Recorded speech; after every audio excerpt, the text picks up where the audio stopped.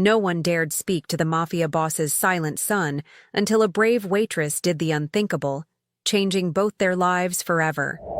Before the story begins, wherever life has placed you today, this message is for you. The Giovanni restaurant stood on Fifth Avenue like a fortress of elegance. Marble floors, crystal chandeliers, and clientele, who whispered rather than spoke. Emma Clark had worked there for 3 months, long enough to recognize the regulars, long enough to understand the unspoken hierarchy among the staff. But nothing prepared her for him. He arrived every evening at exactly 7 o'clock. The manager would personally escort him to the private corner booth, the one permanently reserved with a discreet brass plaque reading "Private." The entire staff would suddenly become extraordinarily busy elsewhere. Even Marco, the head waiter who'd worked there for 15 years, would find urgent tasks in the kitchen whenever this particular guest arrived. Emma noticed because she was assigned to the section adjacent to his table. She noticed because she was curious by nature, and she noticed because of the child. The man, mid-30s, devastating in the way dangerous things are devastating, always brought a boy. 8 years old, maybe 9. The child never smiled, never spoke, just sat there like a beautiful statue, his dark eyes distant and empty, picking at whatever food was placed before him. "Who is that?" Emma had asked Sophia, another waitress, during her second week. Sophia's face had drained of color. "You don't ask about him. You don't look at him. You definitely don't approach his table." But the child, especially not the child. The way everyone avoided even glancing toward that corner booth troubled Emma more than any explanation could have. She'd grown up in foster care, bouncing between homes that ranged from indifferent to cruel. She recognized the look in that boy's eyes, the look of someone who'd stopped hoping the world could be kind. Tonight, like every night, the man sat with perfect posture in his black blazer and white shirt that probably cost more than her monthly rent.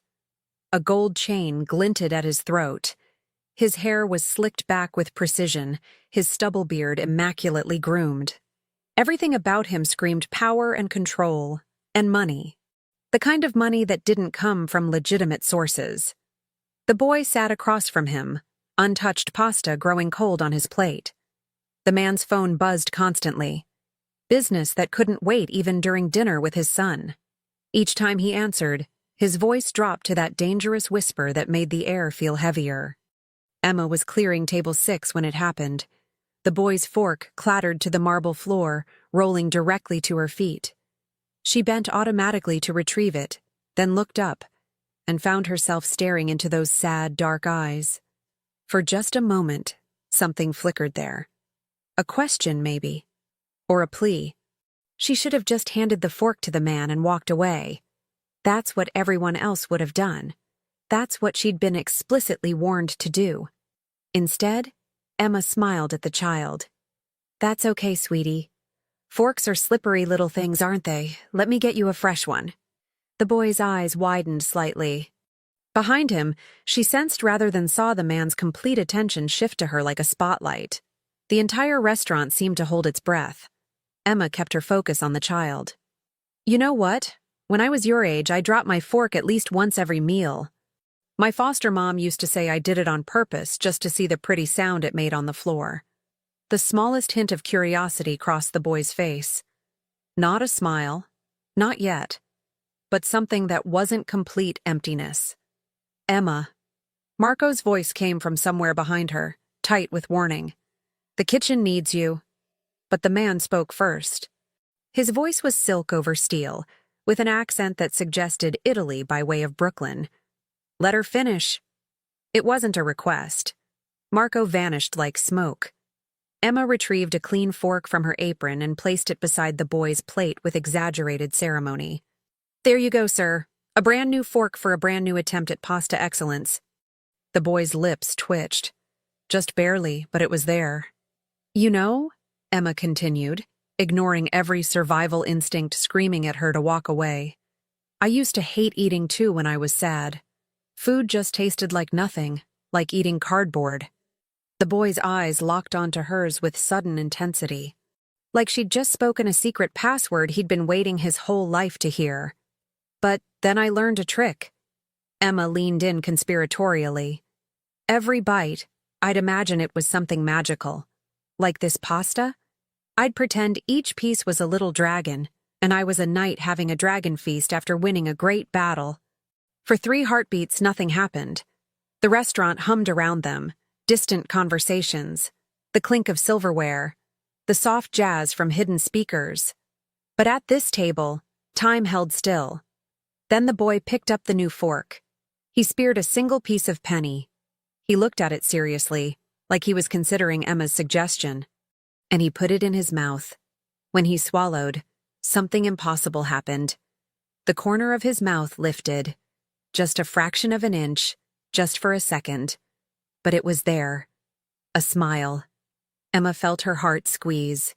In that moment, she wasn't a waitress in an expensive restaurant she could barely afford to eat at. She was just someone who'd managed to reach another human being trapped in darkness. "Well done, brave knight," she whispered. Then she straightened and finally, allowed herself to look at the man. He was staring at her with an expression she couldn't decipher. Not anger, though there was intensity there that made her pulse quicken.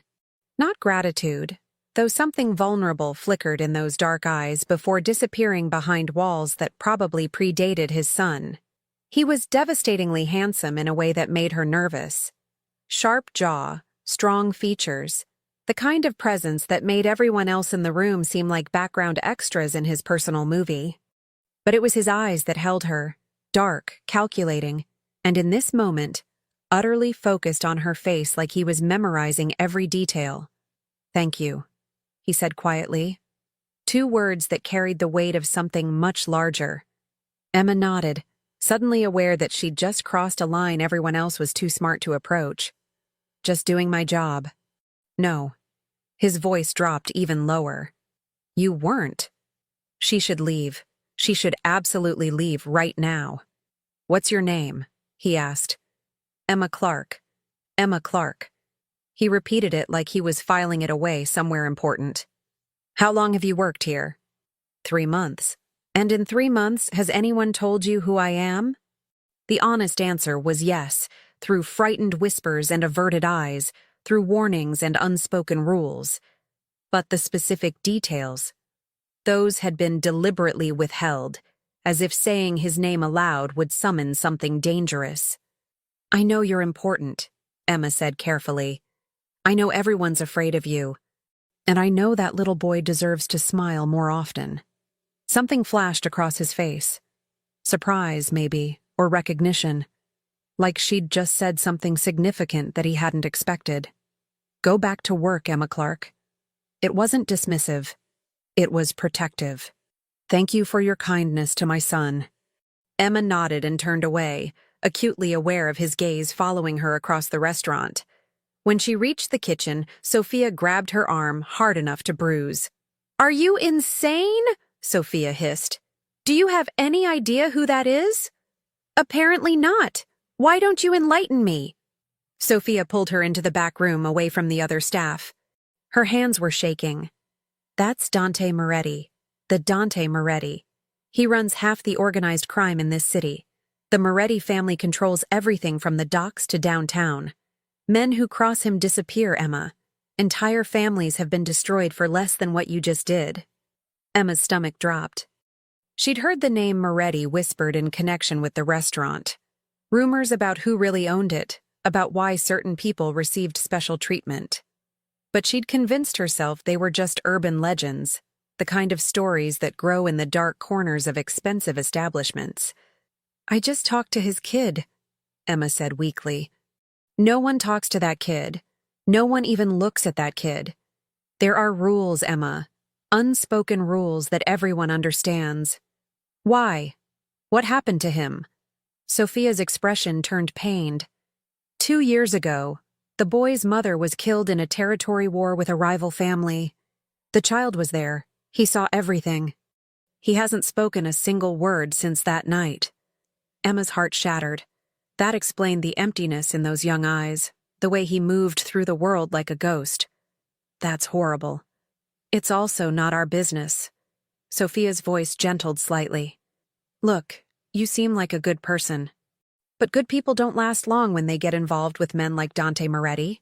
Just keep your head down, do your job, and stay far away from that table. But when Emma returned to the dining room, she found an envelope on the service station with her name written in bold, precise handwriting. Inside was $500 in crisp bills and a note on heavy cardstock, foreseeing what others choose to ignore. DM Emma stared at the money, knowing she should refuse it, knowing acceptance meant something she didn't fully understand yet. She kept it anyway. When she looked toward the corner booth, Dante Moretti was watching her with an expression that promised this wasn't over, not by a long shot. For the next 3 days, Emma told herself to forget the encounter. $500 sat in her apartment drawer like evidence of something she couldn't name. She picked up extra shifts, stayed busy, kept her head down exactly as Sophia had advised. But Dante Moretti and his silent son didn't forget her. They arrived at 7 o'clock as always, but now when the boy sat down, his eyes would search the restaurant until they found Emma. And when they did, that tiny, almost smile would appear for just a second before disappearing again. Emma tried to stay in her section, tried to let Marco and the other senior staff handle Table 9, but on Thursday evening, the manager himself approached her during pre-service. Mr. Moretti has requested you specifically as his server tonight, Giuseppe said, his Italian accent thick with stress. I trust you understand this is both an honor and a responsibility. It felt more like a summons. When 7 o'clock arrived, Emma approached Table 9 with her heart hammering against her ribs. Dante Moretti sat in his usual position. Black blazer, white shirt open just enough to reveal that gold chain, his presence commanding the corner like a throne room. But tonight, he wasn't on his phone. Tonight, his complete attention was on her from the moment she approached. Good evening, Mr. Moretti, Emma said, proud that her voice remained steady. It's nice to see you again. The pleasure is mine, Miss Clark. His voice was smooth, cultured, and absolutely lethal in its charm. My son has been asking for you. Emma looked at the boy, who was watching her with more life in his eyes than she'd seen before. Asking? In his way. Dante's expression softened almost imperceptibly when he looked at his son. He's been more animated these past few days, eating better, sleeping through the night for the first time in months. His dark eyes found hers again. That's because of you. I just talked to him like a person, Emma said. He deserves that. You'd be surprised how rare that is. Something bitter crossed Dante's face. Most people see my son as either a tragedy to pity or a tool to leverage. You saw him as a child who needed kindness. The boy reached into his pocket and withdrew a small piece of paper folded carefully into a square. He held it out to Emma with both hands, like an offering. Emma accepted it gently, aware of Dante's intense scrutiny as she unfolded it.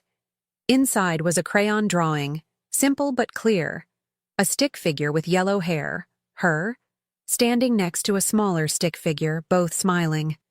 Above them, the boy had written in careful letters, "Thank you." Emma's eyes stung with unexpected tears. This is beautiful. Thank you so much. The boy's smile was bigger this time, brief but genuine. You've given me back something I thought was lost forever, Dante said quietly. Hope that my son could still connect with the world. That's not a debt I take lightly, Miss Clark. It's Emma. And you don't owe me anything. I disagree. He gestured to the empty chair at their table, a violation of every rule the restaurant had about staff fraternizing with guests. Sit with us, please. I'm working. Giuseppe won't mind. It was said with the casual certainty of someone who owned the restaurant, which Emma was beginning to suspect might be literally true. She sat. For the next hour, Emma shared their dinner while the restaurant flowed around them like they existed in a separate reality. Dante asked her questions. Where she was from, what had brought her to the city, what she wanted from life. Normal questions, but delivered with an intensity that made each answer feel significant. She told him about growing up in foster care, about putting herself through community college, about dreams of maybe opening her own small cafe someday where people could feel welcome and safe. She left out the harder parts, the homes where she hadn't been safe, the reasons she'd learned to read people quickly, to sense danger before it arrived. She didn't mention that she could sense danger radiating from him like heat from a furnace, even while he was being nothing but respectful and charming. "You have ambitions," Dante observed. "That's good. Rare, but good." "What about you?" Emma asked, then immediately wondered if she'd crossed another invisible line. "What do you want from life?" His laugh was soft and genuinely amused. "No one asks me what I want. They're usually too busy fearing what I might take. I'm asking." Dante looked at his son, who was actually eating his dinner without prompting, occasionally glancing at Emma like making sure she was still real. "I want my son to be happy, to have the childhood that was stolen from him, to grow up knowing that love and safety exist, even in a world that showed him otherwise far too early." "That's beautiful," Emma said honestly. "That's impossible." His voice hardened just slightly. "My world doesn't create happy childhoods. It destroys them." "Then maybe you're in the wrong world." The words hung between them like a challenge. Around the restaurant, conversations continued. Servers moved with practiced efficiency. The jazz played softly. But at their table, Emma had just suggested the impossible to a man who made the impossible happen for a living, just usually in darker ways. Dante studied her with those calculating eyes that probably saw through every lie, every deception he'd encountered in a life built on violence and power. "You're either very brave or very foolish, Emma Clark." "Maybe both," she admitted. "I tend to say what I think." "I've noticed." He leaned back, and even that small movement seemed predatory. "Here's what I think. I think you're dangerous." Emma's laugh caught in her throat. "Me? You're the one everyone's terrified of." "Exactly. Everyone fears me, so everyone is predictable." "But you—" He gestured to where his son was now drawing another picture on the white tablecloth with a pen. "You walk into danger without flinching, because you're not afraid of me. That makes you unpredictable. Unpredictable people are dangerous." "I didn't say I wasn't afraid," Emma corrected quietly. "I just said your son deserved better." Something shifted in Dante's expression. For just a moment, the dangerous crime lord disappeared, and she saw something raw underneath. A father drowning in guilt, a man trapped by choices made long ago, someone who'd forgotten that alternatives existed. "Come to dinner with us tomorrow," he said. "Not here, somewhere else. Let me show you my gratitude properly. Mr. Moretti." "Dante." "Dante," Emma continued. "I appreciate the offer, but I don't think that's a good idea." "Why not?" "Because you're a crime lord, because people disappear when they cross you. Because every instinct I have is screaming that getting closer to you is the worst decision I could possibly make. Because we're from completely different worlds," she said instead. "Good." Dante's smile was dangerous and absolutely devastating. "I've grown tired of my world. Maybe I need to see yours." Before Emma could respond, his phone buzzed. The shift in his demeanor was instantaneous. The careful father and charming dinner companion vanished, replaced by something cold and lethal. He glanced at the screen, and his jaw tightened imperceptibly. "Excuse me," he said, standing with fluid grace. "I need to handle something. Marco will settle the bill." He leaned down to kiss his son's forehead, whispering something in Italian that made the boy nod seriously. Then Dante looked at Emma with an intensity that made her breath catch. "Think about it," he said. "One dinner. No obligations. Just a thank you from a grateful father." He walked toward the exit, and Emma watched as two men in dark suits materialized from separate corners of the restaurant. Bodyguards she hadn't even noticed. They flanked him as he left, and she caught a glimpse of something at Dante's wrist as his blazer sleeve shifted. A tattoo. Dark ink that looked like family symbols wrapped around his skin. Permanent marks of allegiance and belonging to a world she knew nothing about. After he left, Emma sat with the boy for another few minutes. He showed her his drawing. This time, 3 stick figures. Him, her, and someone taller that could only be his father. A family. "That's lovely," Emma whispered, even as her heart ached at the impossibility it represented. Sophia appeared at her elbow as soon as the boy was collected by an older woman Emma assumed was a nanny or guardian. "You're playing with fire," Sophia warned. "Dante Moretti doesn't just have dinner with people. He doesn't just thank people. When he shows interest in someone, it means something. Something dangerous. He's just grateful I was kind to his son." "Emma." Sophia's voice was gentle but firm. "Men like Dante Moretti don't know how to just be grateful. They know how to possess. They know how to own. And they know how to destroy anything that threatens what's theirs." That night, lying in her small apartment, Emma stared at the drawing the boy had given her. She should refuse any further contact. She should find another job, disappear into the city, protect herself from whatever darkness swirled around the Moretti family. But when she closed her eyes, she saw that child's smile. She saw the vulnerability in Dante's face when he talked about wanting his son to be happy. She saw 2 people trapped in a world of violence and fear, reaching toward something better.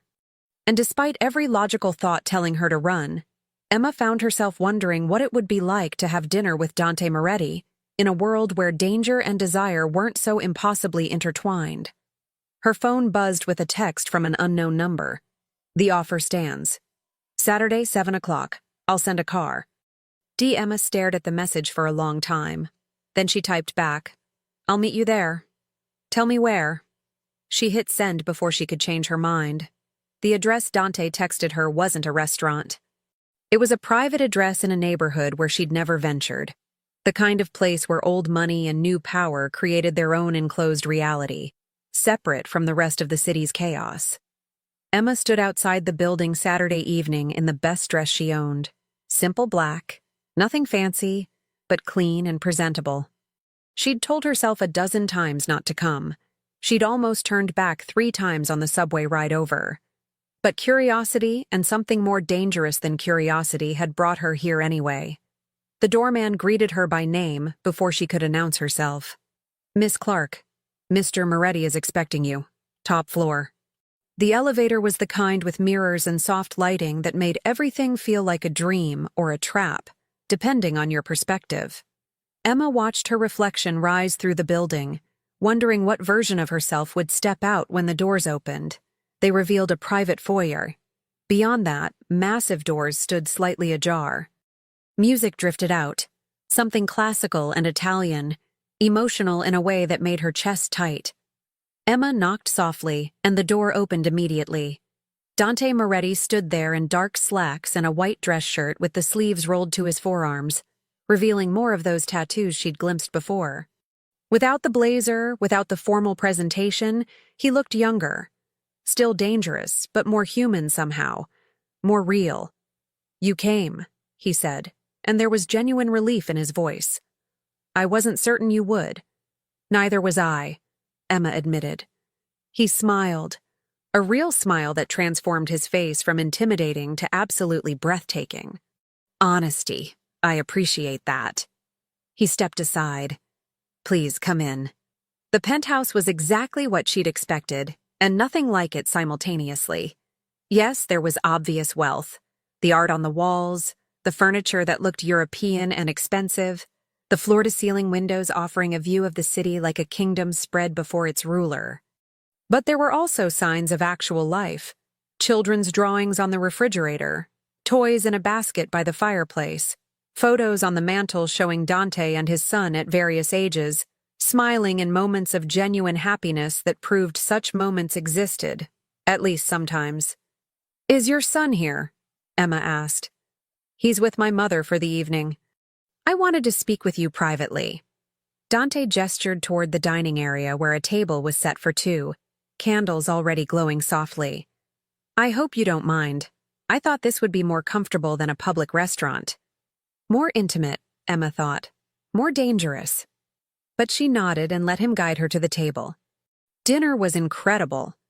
Homemade pasta, wine that probably cost more than her monthly rent, dessert that tasted like clouds and sin. But the real revelation was Dante himself. Away from the restaurant, away from the eyes of his world, he was different. He talked about his son with fierce devotion, about the challenges of single fatherhood, about the guilt that consumed him daily. He talked about growing up in the Moretti family, about choices made before he was old enough to understand their consequences, about a life path determined before birth. "I didn't choose this," he said at one point, gesturing vaguely at the luxury surrounding them. "Not really. When you're born into certain families, your destiny is written in blood before you take your first breath." "You could leave," Emma suggested quietly. Dante laughed, but there was no humor in it. "You don't leave the family. Not alive." He paused, then added more softly, "Besides, who would I be without it? This is all I know. This is all I'm good at."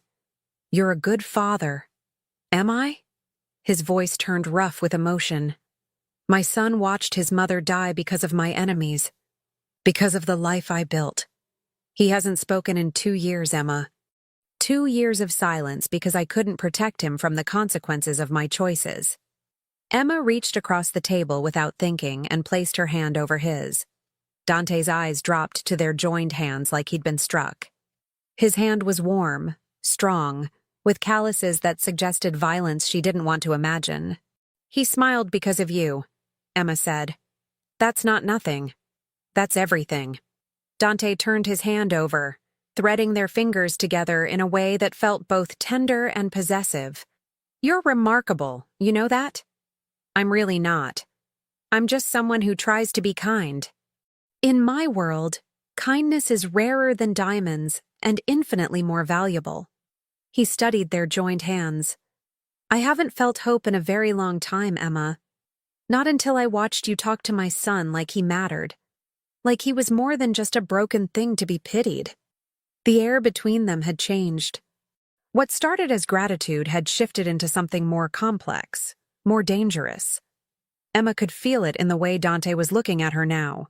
Not like a waitress, not like someone he owed a debt, but like someone who'd awakened something he'd thought permanently dormant. "I should tell you who I really am," Dante said. "What I really do. You deserve to know what you're stepping into." "Dante? I run the Moretti organization.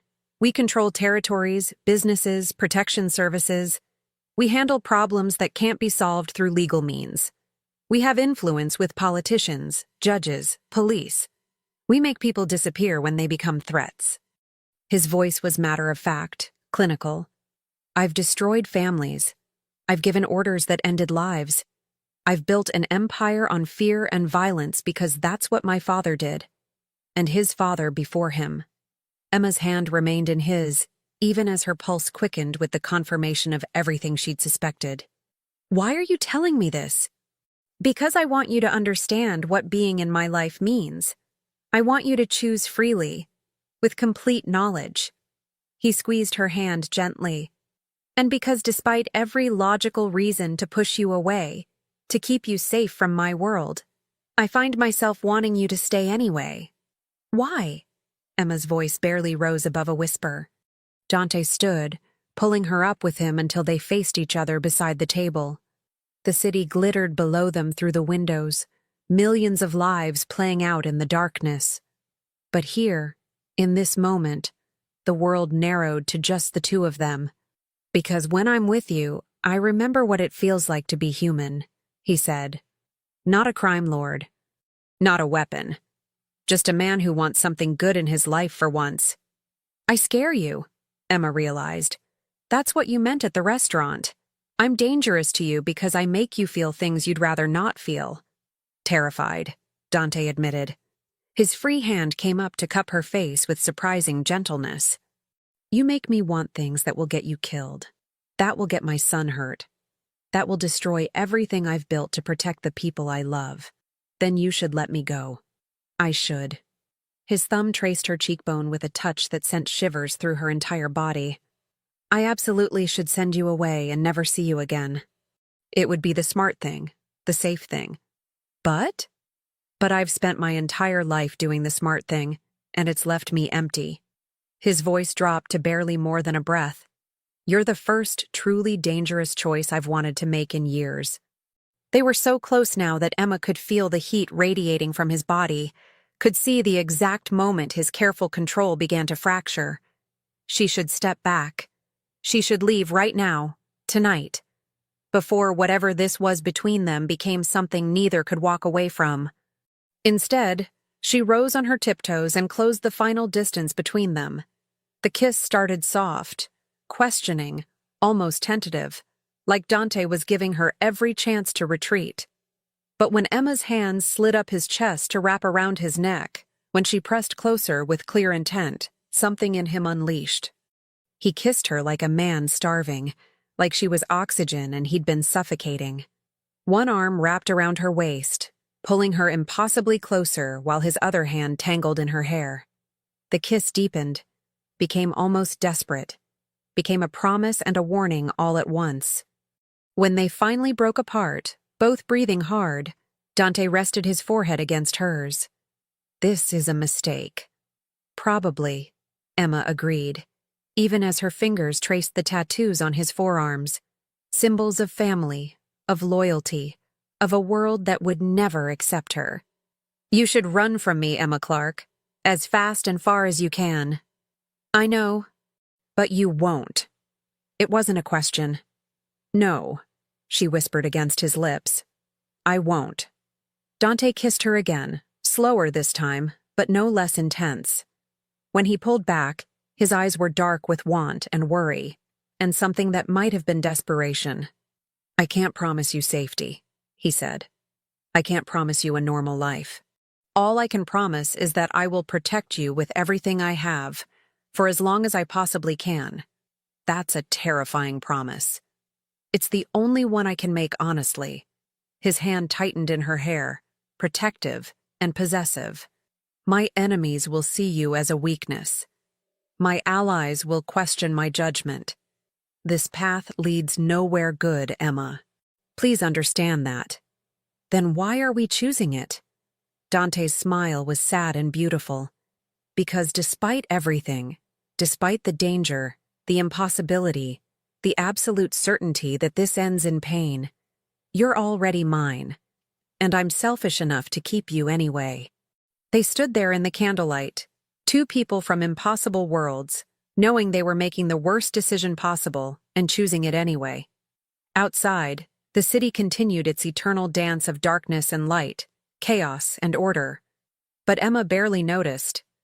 Because Dante Moretti was looking at her like she was something precious and breakable and worth destroying the world to protect. And God help her, Emma was looking back like he was a puzzle she could solve, a man she could save, a heart she could heal despite all evidence suggesting otherwise. When Dante's phone buzzed insistently in his pocket, he ignored it. When it buzzed again, he silenced it entirely. For this one night, he let the empire wait. For this one night, he was just a man with a woman he shouldn't want and couldn't resist. They talked until the candles burned low, learning each other in the way new lovers do, discovering favorite books, childhood memories, dreams set aside and hopes held secret. And when Emma finally left near midnight, Dante walked her to the elevator, with his hand never leaving the small of her back. "Tomorrow," he said as the doors began to close. "I want to see you tomorrow." "I work the dinner shift," Emma replied. "Then I'll be there at 7, like always." His smile was equal parts promise and warning. "But everything's different now, Emma. You understand that?" She did. She absolutely did. As the elevator descended, Emma could still feel the ghost of his touch on her skin, could still taste him on her lips. She was falling for a man who'd built his life on violence and control. She was stepping into a world that destroyed innocent people like her without a second thought. She should be terrified. She was terrified. But she was also alive in a way she'd never been before, and despite every warning sign screaming at her to run, Emma knew she was already too far gone to turn back now. Above her, in his penthouse, Dante Moretti stood at the window, watching the city that bowed to his will. And for the first time in longer than he could remember, He felt something that might have been happiness. Fragile, impossible, and absolutely doomed. But for tonight, for this moment, it was enough. The next 3 weeks existed in a strange dual reality. By day, Emma worked her shifts at Giovanni's, smiling professionally at guests who had no idea their waitress was secretly entangled with one of the most dangerous men in the city.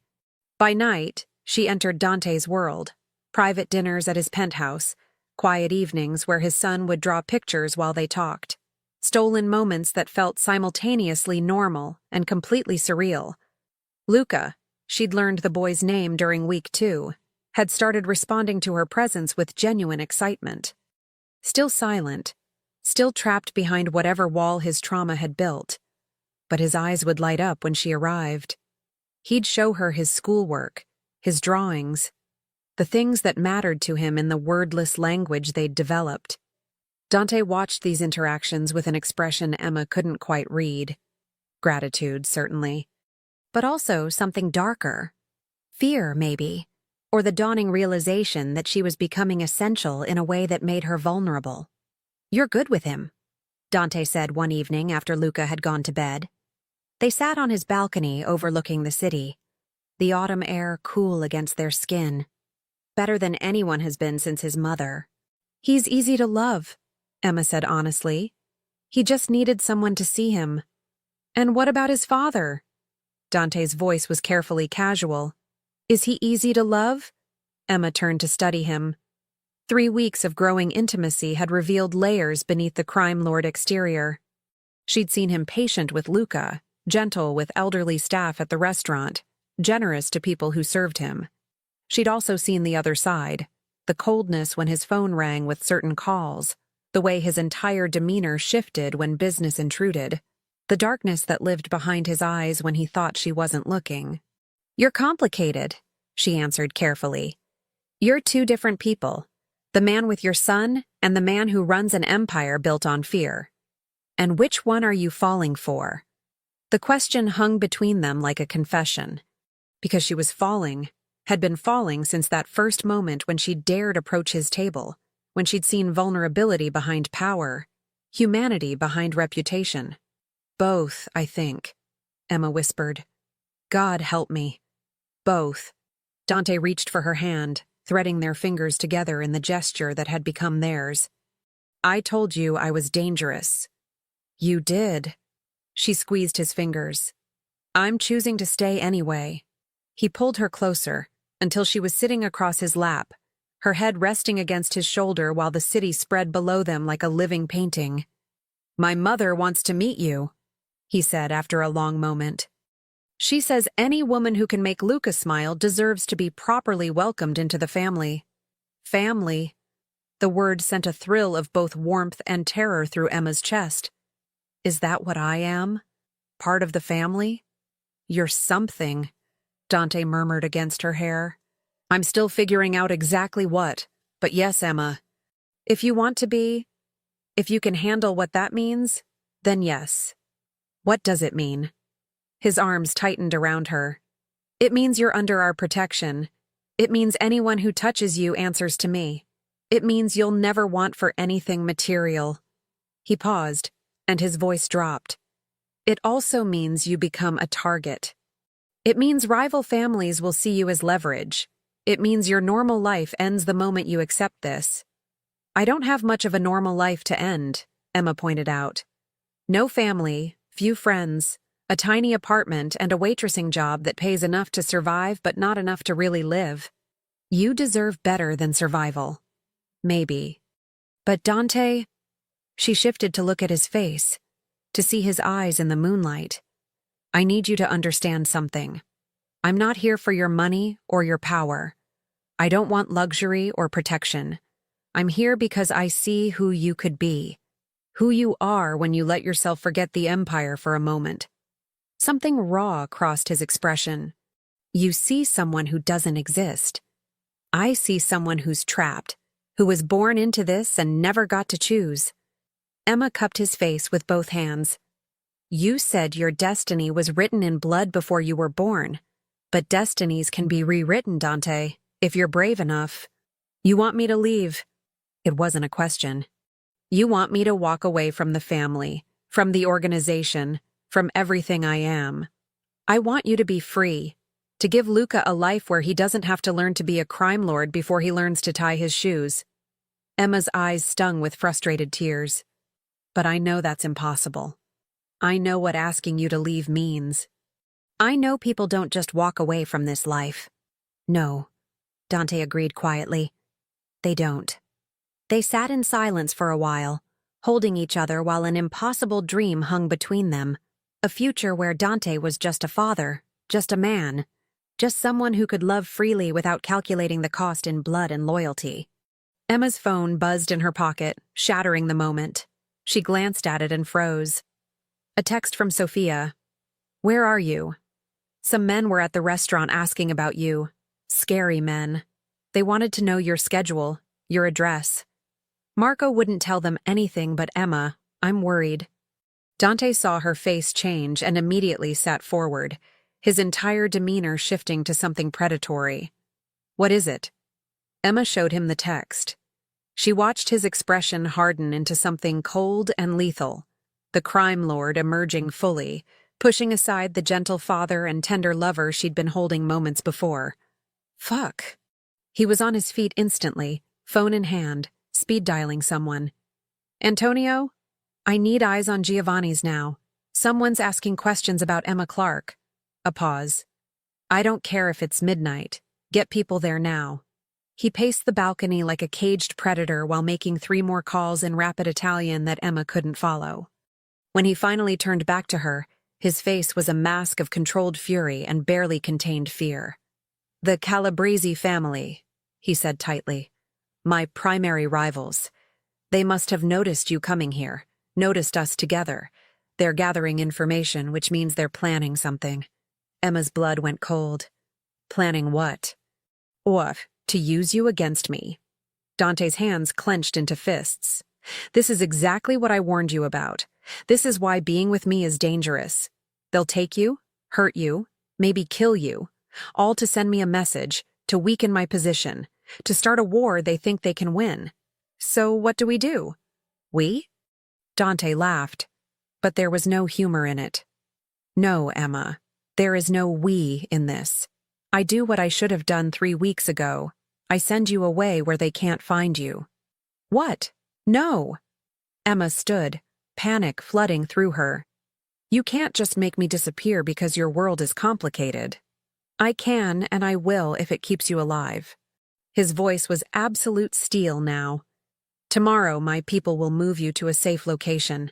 Somewhere the Calabrese family can't reach. You'll stay there until this situation is handled. Handled how? Emma demanded, even though she already knew. You mean until you deal with them, until whatever dealing with them means in your world. Dante's silence was answer enough. I won't hide, Emma said firmly. I won't let you fight some war because I was foolish enough to fall for you.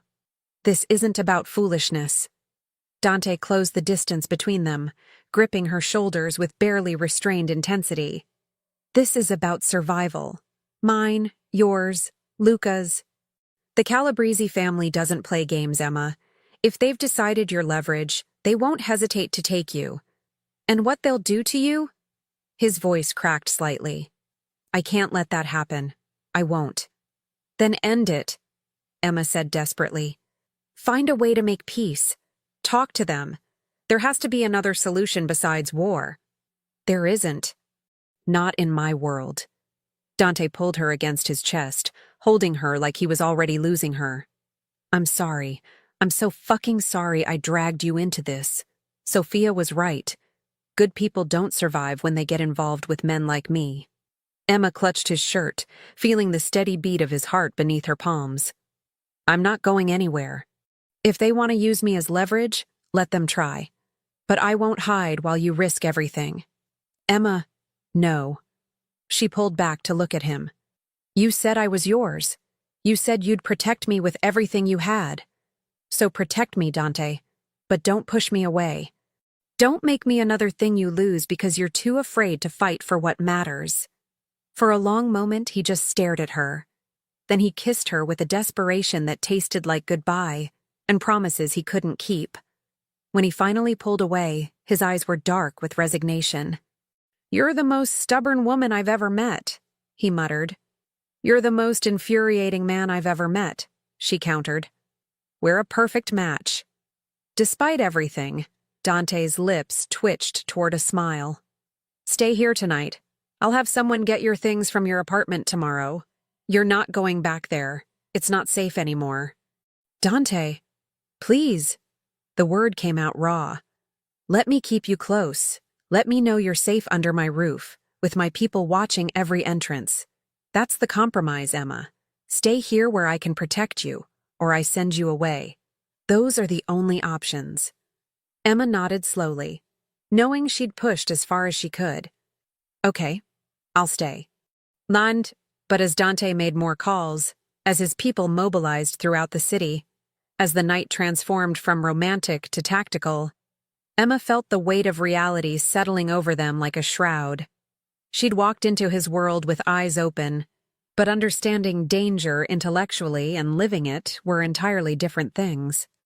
Somewhere out there, people who saw her as nothing more than a weapon to use against Dante were planning, strategizing, preparing to strike.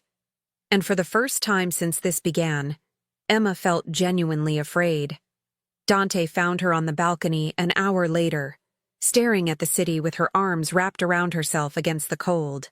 He draped his jacket over her shoulders and pulled her back against his chest. "I will keep you safe," he promised quietly. "Whatever it costs.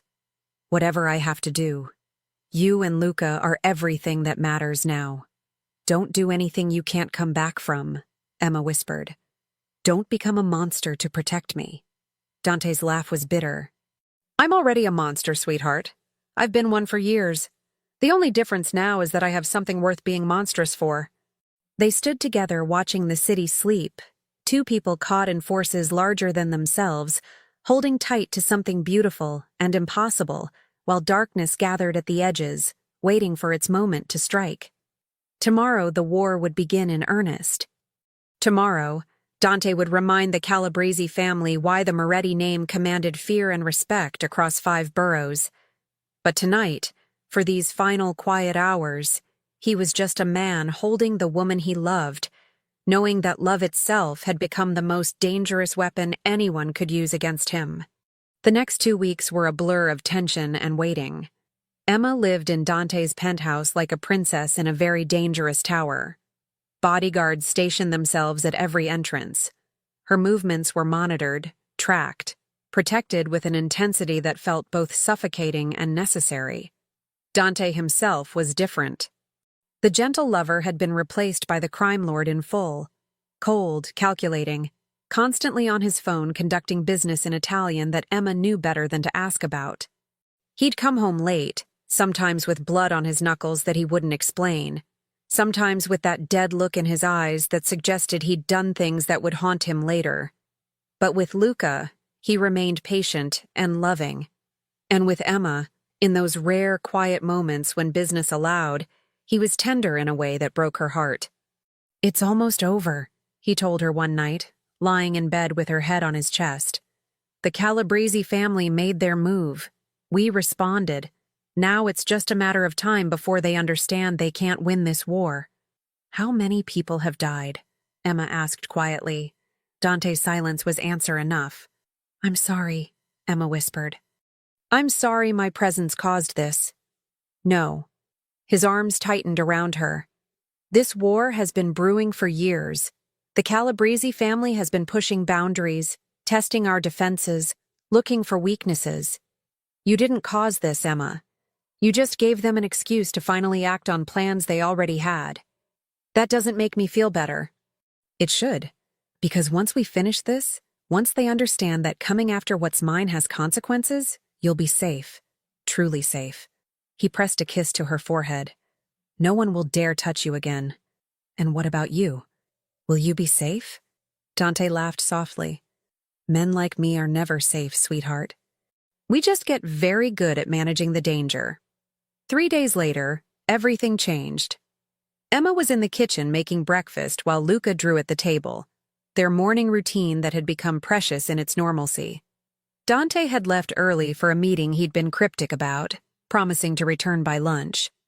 When the elevator opened and he stepped out at 11 instead, Emma knew immediately that something significant had happened. He looked lighter. The darkness that had haunted his expression for weeks was still there, but diminished somehow, like a weight had been partially lifted. "It's done," Dante said without preamble. "The Calabrese family has agreed to terms. The war is over." Emma set down the spatula carefully. "Terms? What kind of terms?" "The kind that cost everything and nothing." Dante moved to pour himself coffee with hands that weren't quite steady. "I gave them territory on the docks. I conceded 3 business operations they wanted. I agreed to pay reparations for their losses." "That sounds like you lost." "I did." Dante's smile was tired but genuine. "By every traditional measure, I surrendered. I gave them what they wanted instead of fighting until one of our families was destroyed." Emma studied him carefully. "You did that on purpose. You could have won, couldn't you? Could have crushed them completely." "Yes." He set down the coffee and crossed to where she stood, cupping her face in his hands. "But winning that way would have required becoming something I no longer want to be. It would have required sacrificing my humanity completely for the sake of empire. You chose differently. I chose you." His thumb traced her cheekbone. "I chose the possibility of a life where I don't have to explain blood on my hands to the woman I love. I chose showing my son that there are alternatives to endless violence." Emma's breath caught. "You love me?" "Desperately. Completely. In a way that terrifies me." Dante pressed his forehead to hers. "You've ruined me for the life I had before, Emma Clark. You've made me want impossible things. A normal family. A peaceful existence. A future where my son doesn't inherit an empire built on fear." "What are you saying?" "I'm saying I'm done." The words came out strong and certain. "Done with the organization. Done with territory wars and power plays and all the things that made me a monster. I'm negotiating my exit from the family business." Emma pulled back to stare at him. "You can't just leave. You said people don't leave this life." "They don't. Usually." Dante's expression was complicated, hopeful and terrified and determined. "But I have leverage they can't ignore. I have information, connections, resources that make me more valuable as an ally than as an enemy. And I have my mother's support. She's wanted me out for years." "Your mother?" "She never wanted this life for me. She buried my father because of this life. She's watched me become exactly what she feared." Dante's voice roughened with emotion. "When I told her I wanted out, that I'd found someone who made me want more than power and control, she cried. Said she'd been waiting 20 years for me to finally want to be free." Emma's eyes filled with tears. "This is really happening? You're really leaving?" "I am. We are." He pulled her close, holding her like she was his anchor to something better. "It will take time. Months of negotiations, arrangements, ensuring everyone who depends on me is protected. But yes, Emma, I'm choosing you. I'm choosing Luca. I'm choosing a life where love matters more than loyalty to a legacy I never asked for." From the table, a small sound made them both turn. Luca was standing, staring at them with wide eyes. Tears were streaming down his face. Not sad tears, but something that looked like overwhelming emotion finally finding release. Then he opened his mouth, and for the first time in 2 years, he spoke. "Papa?" The single word was barely a whisper, rough with disuse and choked with feeling. But it was real. It was sound. It was their broken boy finding his voice again. Dante crossed the room in 3 strides and swept Luca into his arms, both of them crying now. Emma stood frozen, watching something impossible and beautiful unfold. A family healing, a child reclaiming what trauma had stolen, a father holding his son while they both fell apart in the best possible way. "You spoke," Dante was saying over and over. "You spoke, my brave boy. You found your voice." Luca's small arms wrapped around his father's neck. "I love you, Papa. I love Emma too. Emma's knees nearly gave out. She moved to join them, wrapping her arms around both Moretti men, and they stood there in the kitchen crying and laughing and holding each other like they'd survived something terrible and come out the other side transformed. When they finally separated, Luca's smile was radiant. Can Emma stay? Forever? Dante looked at Emma with an expression that held every emotion he'd probably never allowed himself to feel before.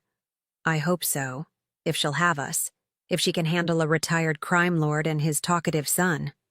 Talkative? Emma laughed through her tears. He said like 8 words. It's a start, Luca said seriously, and they all laughed at the miracle of his voice, at the impossibility of this moment, at the sheer joy of watching hope become real. That evening, after Luca had finally exhausted himself talking and fallen asleep early, Emma and Dante sat on the balcony again. But tonight felt different. Tonight felt like the beginning of something instead of the end. What will you do? Emma asked. If you're not running an empire? I have legitimate businesses, real estate, investments, restaurants, including Giovanni's, yes. Dante smiled at her expression. I told you I owned it. Most of my wealth is actually legal now. The family operations were obligation more than necessity. So you'll be a businessman. I'll be a father first, a partner second. He pulled her into his lap. And maybe, eventually, a husband. If you want that. If you can see yourself married to someone with my history. Are you proposing? Not yet. Not until I'm completely free of the old life. Not until I can offer you a future without shadows. Dante's hands framed her face gently. But yes, Emma. Eventually, if you'll have me. I want to marry you. I want you to be Luca's mother officially. I want to build something clean and good with you. Emma kissed him softly. Then I'll wait. I'll wait until you're free, and then I'll say yes. You're already saying yes? I've been saying yes since the moment I picked up your son's fork and decided to treat him like he mattered. Emma smiled against his lips. I just didn't know it yet.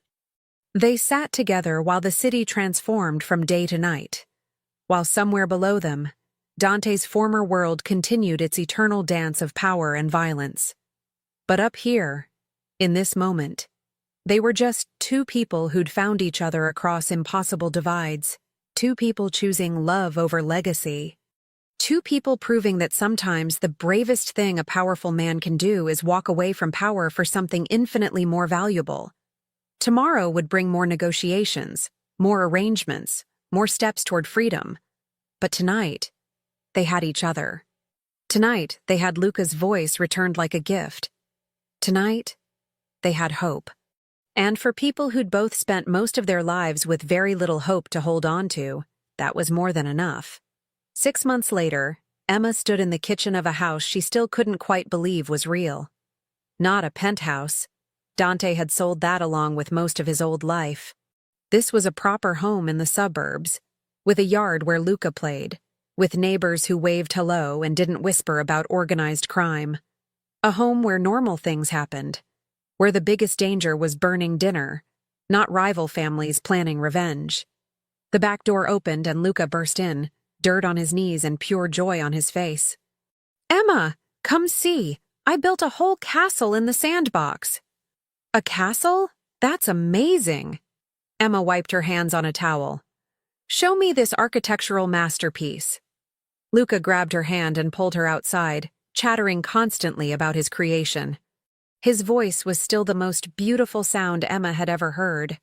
Proof that healing was possible, that trauma didn't have to be permanent, that love could actually save people. In the yard, Dante was assembling a barbecue grill with the focused intensity he once reserved for much more dangerous operations. He'd changed too, dressed in jeans and a t-shirt instead of expensive suits, his hair less perfectly styled, his entire demeanor relaxed in a way that suggested he'd finally exhaled after holding his breath for decades. Your son is a master builder, Emma announced.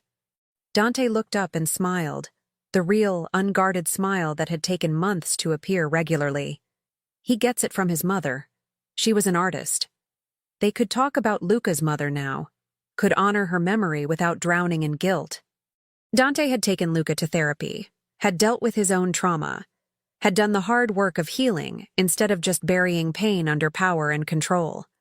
"The grill is almost ready," Dante said. "My mother will be here in an hour with enough food to feed an army."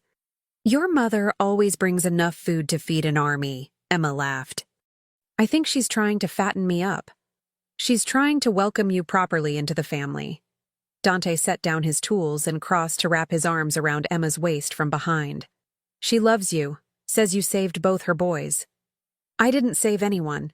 We saved each other." "Emma, Papa, look at my castle!" Luca was bouncing with excitement, pointing at his elaborate sand creation. They admired it properly, offering the kind of enthusiastic praise that made Luca beam with pride. Then Dante's phone buzzed. Not the ominous buzz of his old life, but a normal notification. He glanced at it and his expression shifted to something Emma couldn't quite read. "What is it?" she asked. "Final papers just came through. I'm officially out." Dante's voice was thick with emotion. "No more ties to the organization. No more obligations. I'm just Dante Moretti, private citizen." Emma threw her arms around him, and he lifted her off her feet, spinning her around while Luca cheered. When Dante set her down, there were tears in his eyes. The good kind. The kind that meant freedom and new beginnings, and impossible dreams becoming real. "So?" Emma asked. "What does a former crime lord do on his first day of complete freedom?" Dante knelt down right there in the grass, pulling a small box from his pocket. Luca gasped with excitement. Clearly he'd known this was coming. "He asks the woman who saved his life if she'll do him the honor of making this permanent," Dante said, opening the box to reveal a ring that was beautiful but not ostentatious. Perfect for someone who valued love over luxury. Emma's hands flew to her mouth. "Dante, I know we've only known each other 8 months. I know by conventional standards this is fast." His voice was steady, despite the emotion clear in his eyes. "But I also know that you're the best thing that ever happened to me and my son. I know that every day with you is better than a lifetime without you. I know that I want to spend the rest of my life being the man you see when you look at me. Not the monster I was, but the father and partner and eventually husband I'm becoming." "Say yes," Luca encouraged helpfully. Emma laughed through her tears. "Yes, God, yes, 1,000 times yes." Dante slipped the ring onto her finger and stood to kiss her properly while Luca made exaggerated gagging sounds that suggested he was a completely normal 8-year-old now. When they finally broke apart, Emma realized that Dante's mother had arrived and was watching from the patio with her hands clasped over her heart. "Finally." "Mrs. Moretti called out. "I told him to ask you months ago."